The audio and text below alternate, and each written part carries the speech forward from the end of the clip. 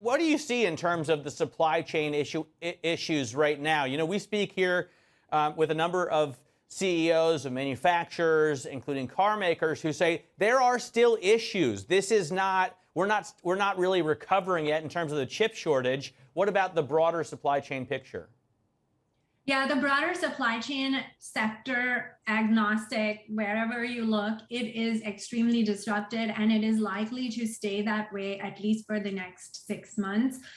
We have issues upon issues compounding the problem.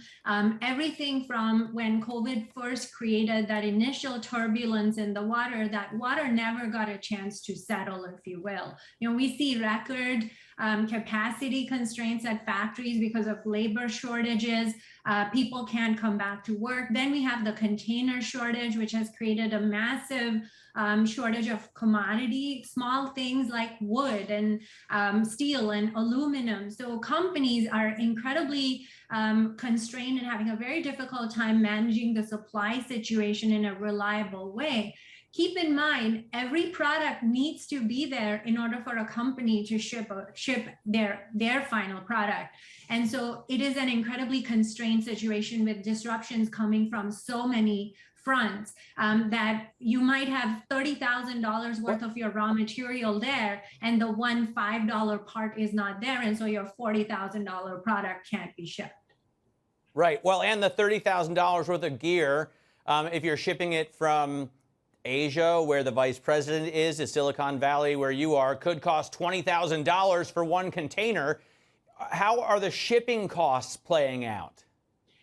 Shipping costs are 2 to 3x now, 2 to 3x also because companies that can afford to airship are trying to do that, given ocean is so badly disrupted at the moment. You know, you had the container shortages, which have not gone away, and in fact, only become worse. Now, you know, China shut down the Ningbo port, which is actually the third largest port, for several weeks because of a COVID case.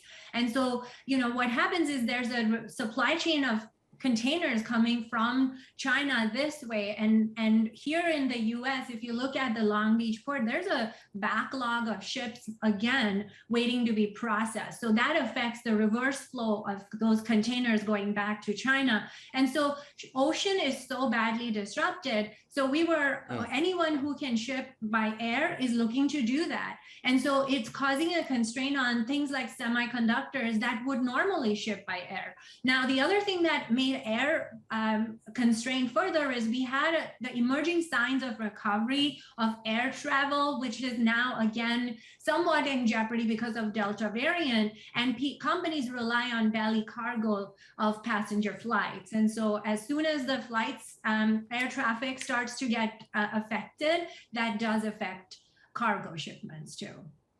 I wonder about Kamala Harris's trip to Southeast Asia and really the U.S. credibility. When we say we want to work with you in terms of Washington wanting to work with Southeast Asian governments, do they take us as seriously now?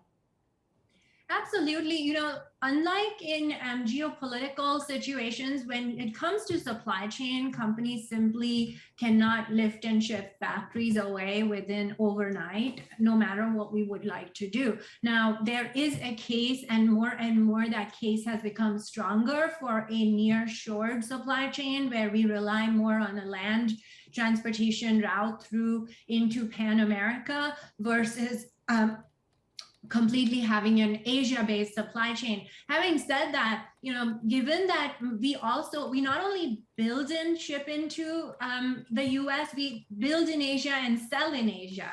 So our companies are extremely reliant on bilateral trade agreements and preferential selling agreements with these governments in order for us to make our economic targets like revenue, et cetera. So yes, I don't think that is an issue, particularly Southeast Asia, a huge and upcoming manufacturing hub and very, very strategically important for the US, especially in light of us looking for a real alternative to China.